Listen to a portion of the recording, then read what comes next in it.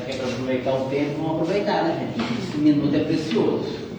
Vocês entenderam aí a mensagem, o recado. Bom, eu trago um tema que, além de precioso, é muito oportuno para o momento atual que nós estamos vivenciando na Terra. Vim falar do capítulo 21 do Evangelho. Haverá falsos cristos e falsos profetas. É um tema que eu gosto muito de abordar. Eu me identifico muito com esse tema porque quanto mais debruço sobre ele, eu percebo o amor incondicional de Jesus nas nossas vidas. E para a gente começar a entender esse amor de Jesus, vamos fazer uma ligação interessante com o sermão profético que foi ditado pelo evangelista Mateus, no capítulo 24, dos textos evangélicos, que eu recomendo a leitura não literal por parte de nós, mas que possamos aprofundar na essência daquelas palavras. O efeito literal nos constrange, nos leva a choques, nos abala muito. E por vezes nós não compreendemos das entrelinhas a lição a ser extraída daquele sermão profético. Porque dizia Jesus ser o princípio das dores. É como se a gente estivesse vendo o mundo agora e imaginar que tudo que está acontecendo na Terra ainda é um princípio, sem entender a profundidade dessas palavras. Então, quando você faz uma coligação com o Evangelho, e é isso que Kardec, na sua sabedoria, traz à tona para nós, né? O Consolador que viria, como diz Emmanuel, a caminho da luz, quando estivesse no estado psicológico necessário para a compreensão de todas essas coisas. Então, eu começo retratando um pouco dessa obra, que veio em 1864. Eu gosto de contar, eu não sei se tem aqui alguns na mesma circunstância em que eu fui despertado para esse Evangelho. Eu estava numa palestra e a palestrante falava sobre a necessidade da leitura constante do Evangelho. E ela diz assim, naquele momento, porque tem muitos de nós espíritas que deixamos esse Evangelho como um adorno, como uma peça decorativa na cabeceira da cama, no criado. Eu falei assim, quem que contou para ela? Porque a carapuça fez assim. E eu naquela plateia, ouvindo ela falar do Evangelho, eu visualizando esse Evangelho lá no meu criado. Um adorno, uma peça decorativa que ficava assim. Saí daquela palestra, cheguei em casa, abri o Evangelho. E parece que a minha espiritualidade, mediunicamente, falou comigo, com a minha consciência. Isso tem 15 anos. E o que aconteceu então? Eu nunca mais parei de ler o Evangelho. E eu comecei a levar a sério algo que sustenta qualquer lar, que com boa vontade eu faça. Culto do Evangelho. Então, talvez alguns de nós, nesse momento, esteja igual o Alexandre de 15 anos atrás. Temos, se eu perguntar, todo mundo tem Evangelho sobre o Espiritismo? Já é um bom indício. Já está ótimo, ninguém levanta a mão. Todos têm. Não vou ficar perguntando se está sendo lido, se estudado ou feito com o teu Evangelho. Isso vai com consciência espiritual de cada um. O fato é que esse Evangelho, ele veio nos dar um roteiro de luz. Em momento crítico que Jesus falava no sermão profético ser o início das dores. E quando você percebe, você veio falar no capítulo 21, haverá falsos cristos e falsos profetas. Para a gente entender a grandiosidade disso aqui, dessa obra, que é um compêndio espiritual, e mais, muitos de nós, a gente vem, às vezes, na casa espírita, naquela ansiedade, naquela ânsia de comunicação mediúnica, não é? Olha o tanto que tem aqui. Vocês já viram que todos os capítulos, praticamente todos eles têm instruções dos Espíritos? espíritos de 200 anos, de 500 anos, de 1000 anos. Comunicação mediúnica. Então, quando você entra também na sequência lógica e inteligível de Kardec, você vai percebendo algo maravilhoso. Por exemplo, eu estou ouvindo que quer falar, capítulo 21, haverá falsos cristos e falsos profetas. Mas a gente vai no anterior. A gente entendeu um pouquinho da lógica sequencial do Evangelho. Capítulo 20. O que retrata o capítulo 20? Trabalhadores da última hora. Mas o que tem a ver com o capítulo 21? Haverá falsos cristos e falsos profetas. No capítulo 20, Jesus, Kardec coloca a parábola da vinha ali no primeiro item. A parábola da vinha. E ela começa com o primeiro parágrafo assim: o reino dos céus é como um senhor que saiu de madrugada a aliciar, contratar trabalhadores para a sua vinha. E ele desceu na primeira hora, na segunda, na terceira, na 11ª, na 13ª, contratando trabalhadores. E o capítulo 20, evidentemente, é direcionado aos trabalhadores, aos obreiros da última hora. Mas então por que, Alexandre, que imediatamente a esse capítulo vem o capítulo 21? Haverá falsos cristos e falsos profetas. Olha o amor de Jesus. Ele só não contrataria os seus trabalhadores, mas como também advertiria acerca dos falsos cristos e os falsos profetas. Porque nessa profecia do capítulo 24, se tem uma coisa tocante a nós que Jesus fala, é num versículo que ele diz assim: por ser grande a iniquidade, por ser grande o pecado, o amor de muitos se esfriará. E o que tem acontecido na terra? Esse esfriamento. Sim. Parece que não está valendo tanta pena fazer o bem, se dedicar, renunciar, desapegar, em favor desse projeto, desse plano, desse mundo de regeneração. Ledo engano.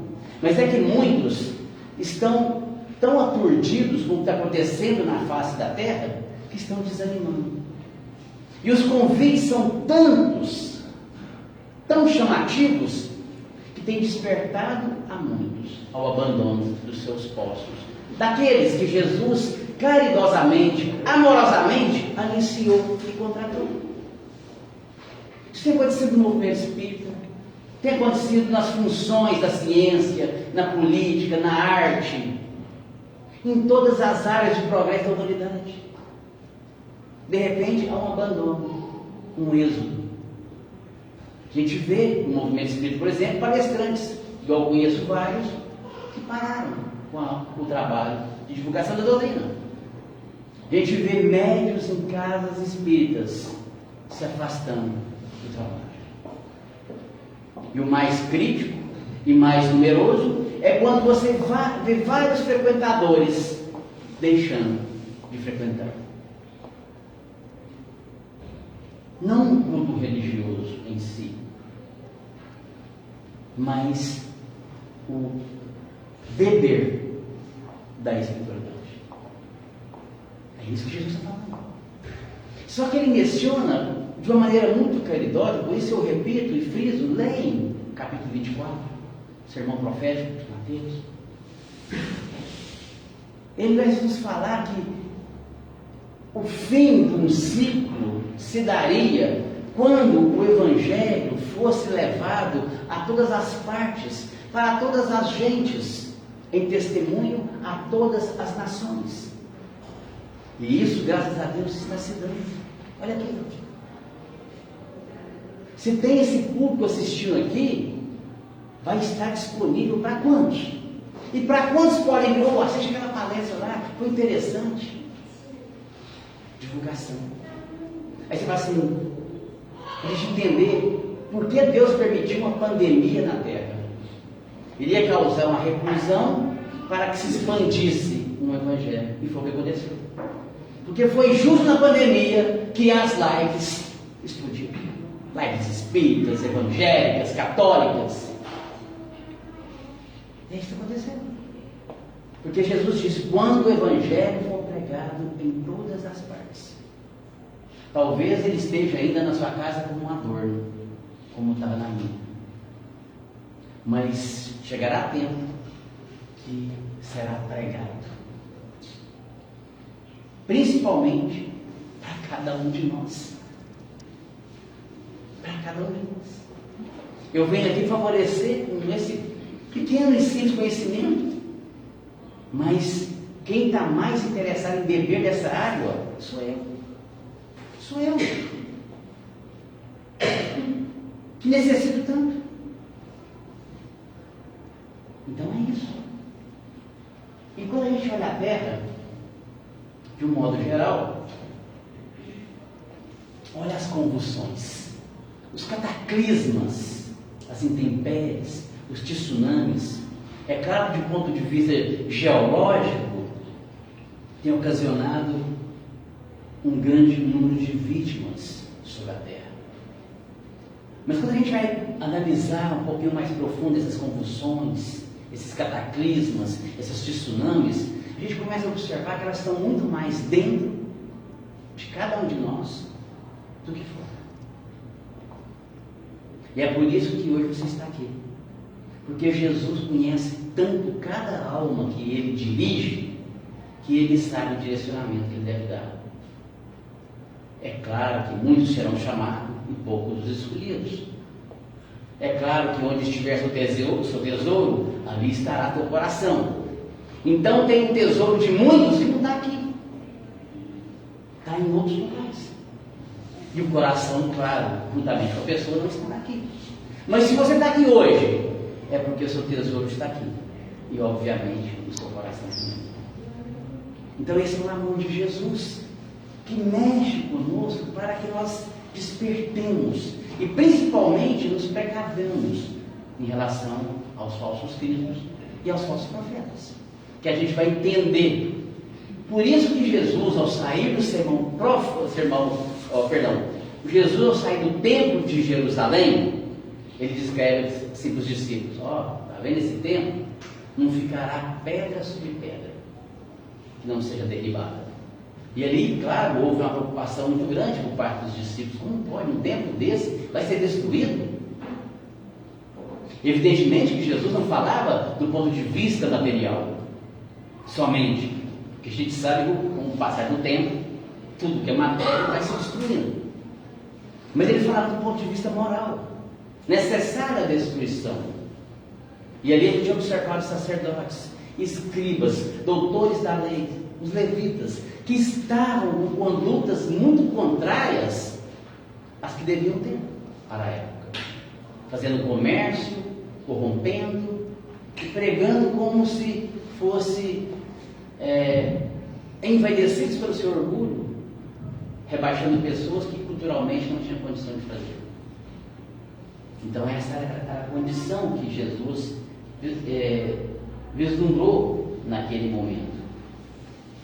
E é por isso que uma questão no Livro dos Espíritos, Kardec vai perguntar, que é a questão 728, onde ele pergunta: a destruição é uma lei da natureza? É a primeira pergunta de Kardec na quinta lei, lei de destruição. E os Espíritos respondem: é preciso que tudo se destrua para renascer e regenerar-se. Pois o que chamas de destruição nada mais é do que uma transformação, que tem por objetivo a renovação e o aprimoramento. Observe dentro de você, o que você já permitiu ser destruído? Quantas crenças, quantos paradigmas, quantos conceitos, quantas ilusões, não é? Então é um caminho que é necessário a todos nós, se permitir destruir para renascer, para renovar, para aprimorar. E esse é o caráter, um dos caráteres da doutrina espírita, que nos faz enxergar isso de uma maneira proveitosa, muito gratificante. E então, os discípulos queriam saber mais sobre essas coisas que aconteceriam no final desse ciclo.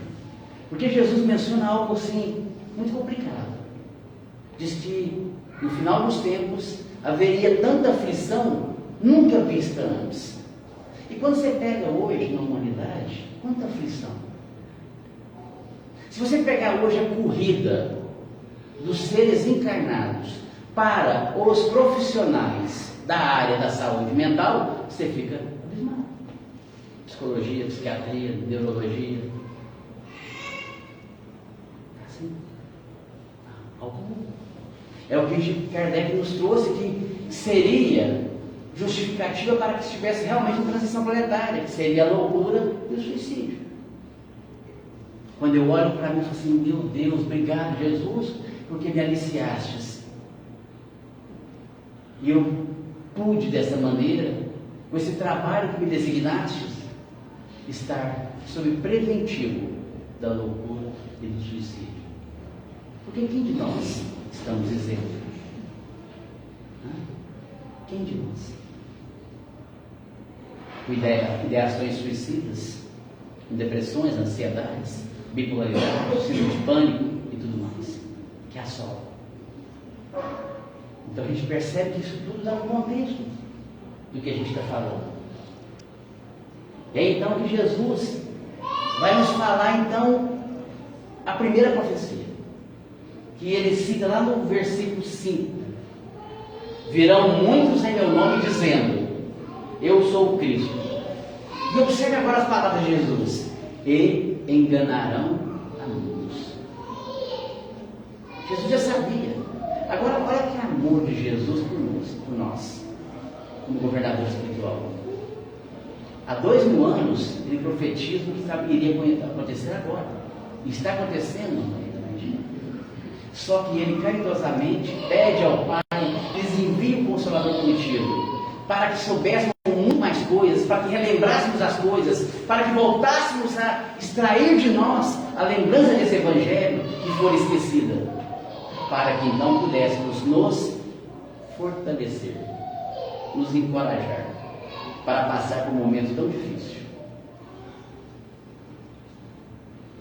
Saber de falsos cristos e falsos profetas é importante, mas o princípio da nossa presença aqui hoje é nos fortalecer.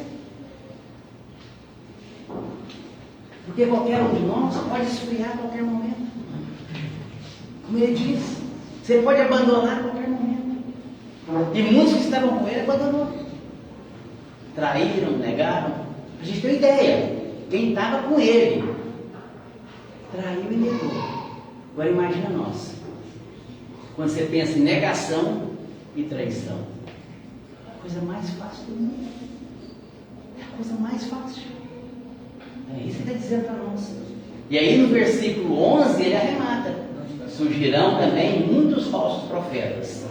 E também enganarão a muitos. Aí para a gente entender isso, a gente vai no capítulo 21, já entrando agora no capítulo que eu vim trazer para a reflexão. E Kardec, no item não acrediteis em todos os espíritos, nos traz uma nota muito interessante. Ele fala, o Espiritismo vem revelar uma outra categoria bem mais perigosa de falsos cristos e falsos profetas, que não estão entre os encarnados, estão na erraticidade, desencarnados, com um componente de enganadores, hipócritas, orgulhosos e pseudo-sábios. Você deve estar pensando assim, é isso igual, está desencarnado, mas é assim. E o que esses falsos profetas, que como diz Kardec, recomenda ideias frequentemente bizarras e absurdas. Aí você olha para a Terra hoje, olha as ideias que vêm surgindo ao longo dos anos na Terra. Você pega na musicalidade, pega a musicalidade dos anos 70, dos anos 80, agora você pega a musicalidade de hoje. Pega o carnaval dos anos 70, dos anos 80. Pega o carnaval de hoje. pega as novelas, pega os filmes. Isso no meio social, você pega o meio artístico e tantos outros na política. Complicado, gente. Porque está sendo articulado, teledirigidos por esses espíritos que se encontram na erraticidade, que mantêm vínculo igualitário de moral com os que estão encarnados. Então, nós precisamos entender esse processo para que possamos nós sim nos advertirmos no sentido de posicionamento espiritual e conduta. Porque esses vínculos estão relacionados às más inclinações, às más tendências, à moralidade. E hoje, em se tratando de modernidade tecnológica, é a coisa mais fácil de se fazer. Sem contar no poder de persuasão de muitos influentes na Terra. Você pega lá, tem 100 milhões de seguidores. Você está seguindo a moral dele ou você está seguindo o que ele expõe? Porque de repente você vai no embalo da musiquinha, né? Quando vê, você já está deixando o celular cair. É brincadeira, gente. Por isso que eu trouxe essa obra aqui, que eu já estou na segunda leitura dela. Alguém já leu? No Rumo do Mundo de Regeneração? Eu estou lendo duas vezes, porque a primeira não foi suficiente. Vou pegar só um trechinho. Porque tem uma parte que nós sabemos que no livro de Apocalipse, quando João Evangelista vai nos falar que no final dos tempos Satanás estaria solto, nos fazendo entender que seria uma permissão de Deus para que as portas, os porões das trevas, dos umbrais fossem abertos para a reencarnação de um espírito como última oportunidade de aprimoramento e de renovação, de transformação moral para melhor. Porque Deus compreende que se permite a nós a reencarnação, também deve permitir a esses que são seus filhos, mesmo em condição mais complicada moralmente, de também ter oportunidade reencarnatória. E é isso que está acontecendo já desde alguns séculos atrás até hoje, o reencarne em massa desses espíritos. Semana passada eu passei na casa de uns amigos e cheguei lá, estava todo mundo preocupado, aquela família, a mãe e os dois filhos. Alexandre, quanta maldade na terra, quanta perversidade, quanto feminicídio, quanto assassinato, quanta corrupção, quanta mentira. Eles estavam assim inquietos, intranquilos com a situação da atualidade inerente a isso. A gente orou um pouco e eu pedi que abrisse o Evangelho. E foi quando o Rafael, um dos filhos dessa mulher, abriu e saiu no capítulo 11. Amar ao próximo como a si mesmo, no item caridade para os criminosos. Foi, gente, você leu o resto? Não, você entendeu. E eu trago para nós, né? É fácil orar por um amigo doente, um parente, um conhecido, mas e orar e ter caridade por um assassino? Um político corrupto. Está pedindo demais, né? Mas é o momento. Porque na leitura desse Evangelho, Elizabeth de France, que é o espírito instrutor que dá a comunicação mediúnica acerca de caridade para com os criminosos, diz que Deus permite que esses espíritos criminosos estejam maciçamente conosco para que nós possamos ser ensinados ao amor. É difícil, gente, mas é transição planetária. Porque orar só para aquele que é bonzinho comigo, o parente, não é suficiente hoje mais. Porque tem muita gente, e esse em queda moral, estão precisando muito mais de nossas orações. Essa foi a lição do culto de domingo passado. O aprendizado. E é o que Manuel Filomeno de Miranda irá falar aqui.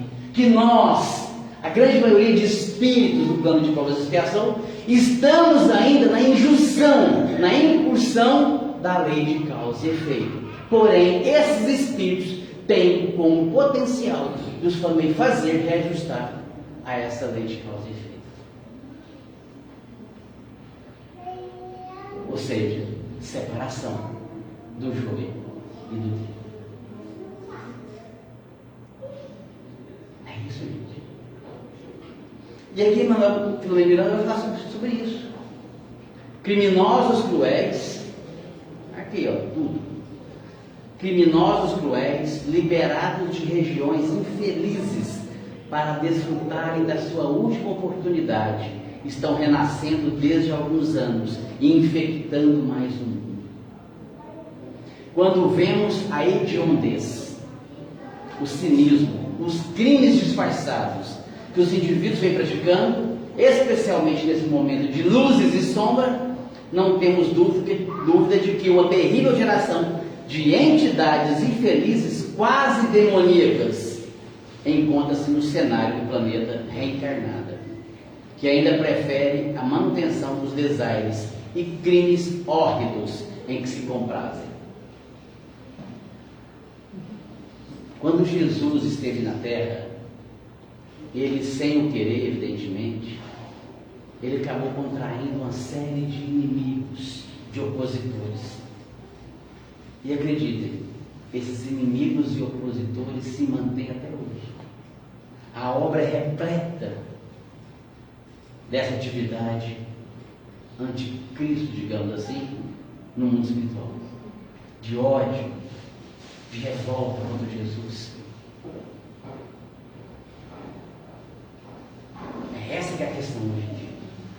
E esses espíritos que estão na erraticidade estão, de certa maneira, influenciando muitas almas que estão encarnadas.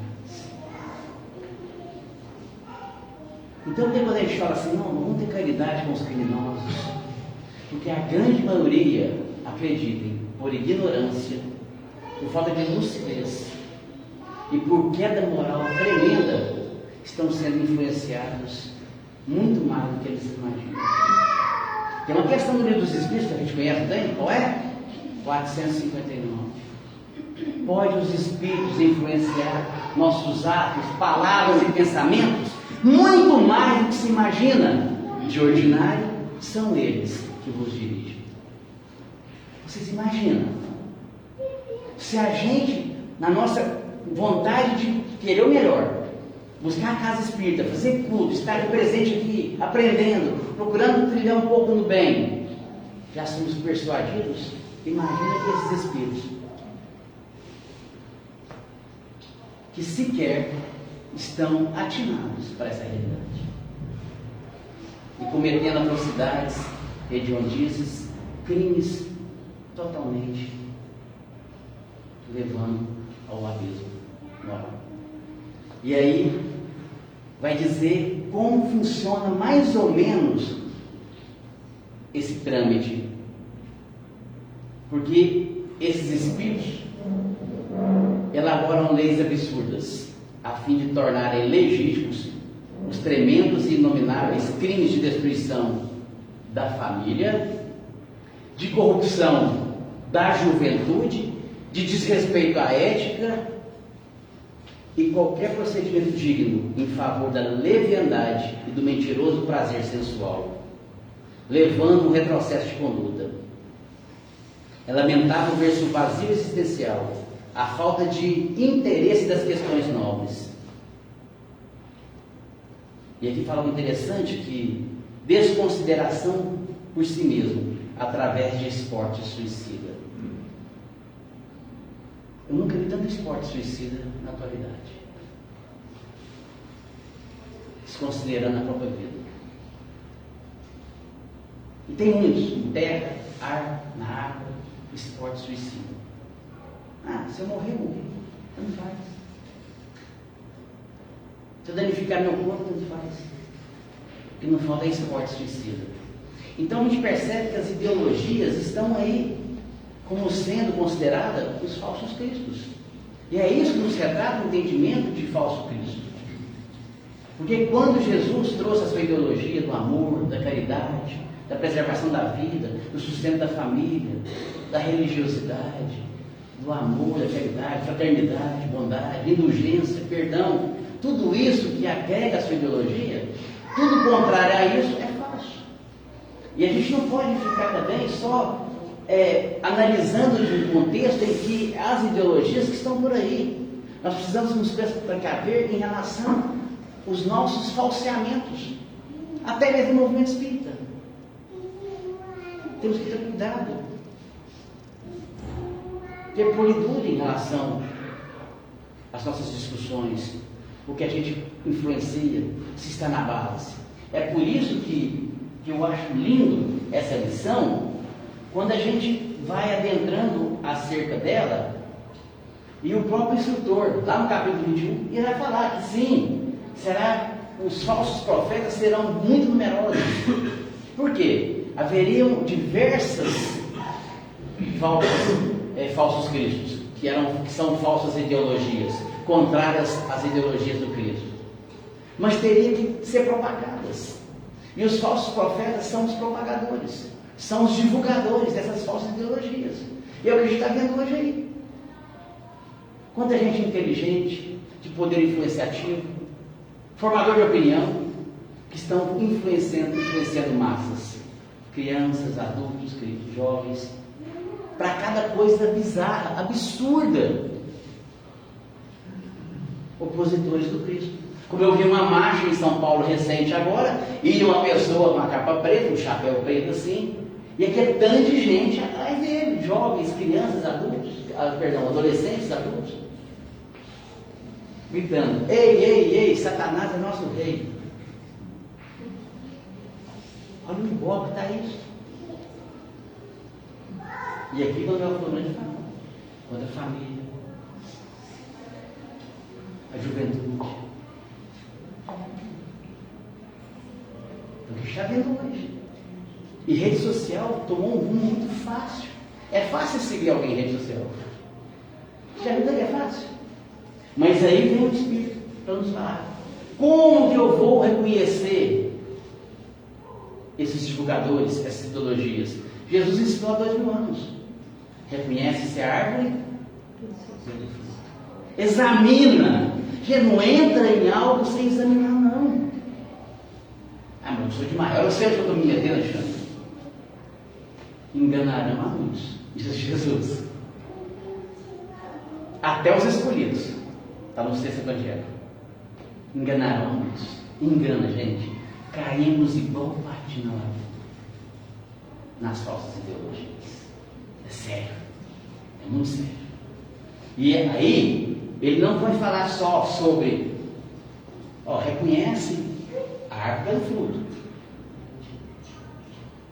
Ele aprofunda. Porque existe uma enganação na terra tão incrementada que eles assim: não, mas a pessoa ali é boa. Você viu o que ela fez? Nossa, você viu a obra que ela fez? Você viu isso e aquilo? E a gente se contenta com isso. E o Espírito Instrutor, mediunicamente, ele nos confere algo mais profundo. Examinar se possuem no mais alto grau as virtudes cristãs e eternas. Não é só fazer, se tem as virtudes cristãs na obra, na base, e que são a caridade, o amor, a indulgência e a bondade que concilia os corações. Porque quantas coisas estão sendo feitas ideologicamente na terra que estão separando, gerando animosidade, contenda, dissensão. Na política, vamos pegar a política.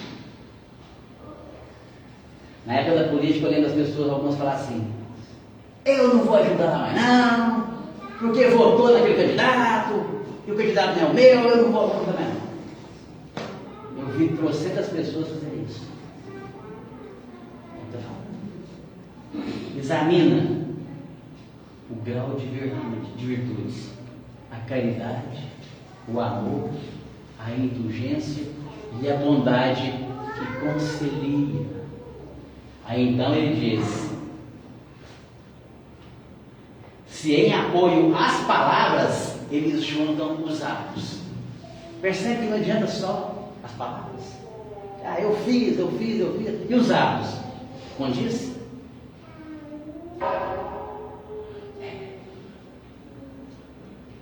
Você deve estar pensando assim: ai, meu Deus do céu, complicado, né? Tá difícil então na terra, né? Tá muito difícil. Agora imagine se você não estivesse aqui. Eu falo por mim. Se eu não estivesse onde eu estou hoje. Tadinho, meu Deus. Tadinho. Mas eu quero animar vocês, porque tem muitas falsas ideologias na terra, que são os falsos cristos. Tem muitos falsos profetas. Mas quando você pega o Evangelho, eu vou no Evangelho de novo. Você vai chegar em casa, você vai abrir seu Evangelho. E quando você abrir a primeira página, você vai deparar com algo chamado prefácio, que é uma instrução transmitida via mediúnica, que resume de uma só vez o caráter da doutrina, o objetivo da obra. E só o primeiro parágrafo: os Espíritos do Senhor, que são as virtudes dos céus, como um imenso exército que se movimenta desde que dele, Jesus, recebeu o comando, espalham-se sobre toda a superfície da terra, semelhante a estrelas cadentes, vem iluminar o caminho e abrir os olhos aos céus. Esse é o primeiro. E a gente passa batido aqui. Ou seja, tem muita falsa ideologia, tem muito falso profeta, tem muita gente opositor do Cristo, mas o exército de Jesus na superfície da terra é muito maior. Acreditem. É animador, não é? E é por isso que você está aqui hoje.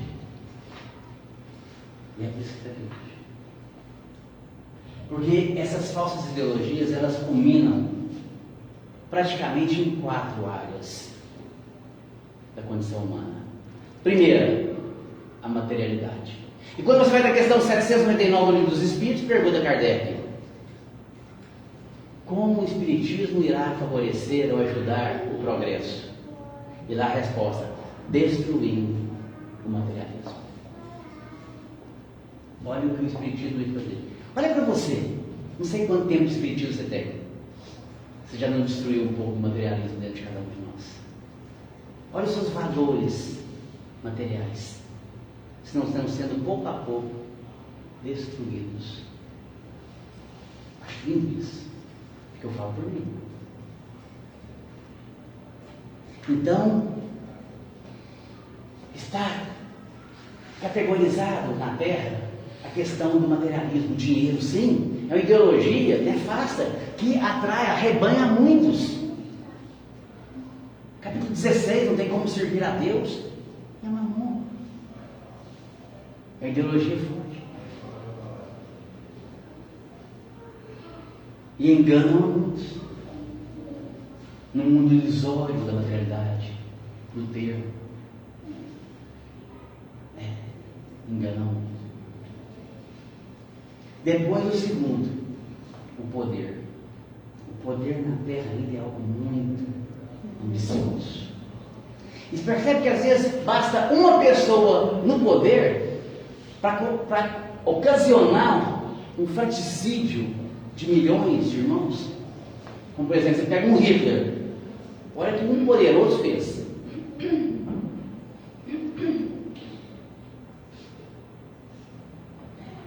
Poder. E ele está vendo o poder. Lembra aquele ditado, gente? Você quer conhecer alguém? O que você faz? Dá poder para ela. Você quer se conhecer? Tenha poder. Você vai ver que beleza. Corrompe, denigre, contagia, arrasta. Por quê? Porque está no livro dos Espíritos, né? É uma prova em que coloca-nos frente a frente com as nossas ambições, com os nossos vícios, com as nossas tendências, com as nossas paixões. Terceiro, o sexo. Quando a gente olhar a Terra hoje, a ideologia do sexo, hoje como é que está tudo deturpado. Bagunçou tudo. Sexo. Promiscuidade. Tanto que nós temos aí no capítulo 5, causas atuais das aflições, como sendo os casamentos dissolvidos que de amor não tiveram nada. Foi uma união simplesmente sexual. A maioria na Terra. É uma ideologia que engana e arrasta a muitos. E por fim, a religião. E a gente vê isso claramente em todas as religiões. O destrambalhamento, a destruição do caráter, da moral, se apoderando de posições e títulos para se beneficiar nas suas vaidades, no seu orgulho, na sua cupidez. Como a gente vê o caso de João de Deus, como a gente vê na igreja católica, vários, na igreja evangélica, se corrompendo por questões totalmente desfundadas. Agora imagina, teledirigido por espíritos que estão no mundo espiritual. Essa é a transição planetária. Essa é a união. Mas, encerrando, para a gente, está na hora. Esse espírito falava para nós. Olha aqui, gente, nós viemos aqui para escutar isso aqui hoje, ó. Esse finalzinho, principalmente. Afastai. E a gente está fazendo de estar aqui, nós estamos afastando algo. Ele diz: afastai corajosamente tudo que poderia entravar a vossa marcha até o objetivo eterno. Deus, Jesus te colocou já no caminho. Afastai que vai entravar isso. É como se agora, já 11 anos de palestra, tá bom, acho que eu já dei minha contribuição, acho que agora eu vou viver por curtir minha vida. Beleza? É assim. É como se eu pensasse assim: não, agora que começou o trabalho, agora que começou o regimentar, o que você leu na mensagem do minuto? Um minuto é uma reencarnação, gente. É um minuto. É uma existência reencarnada.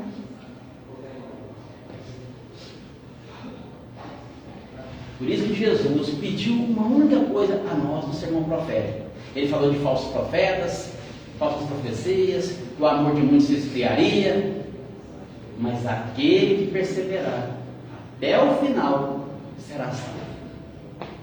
Se você é frequentador do Consolador Prometido, frequente até o último dia da sua vida.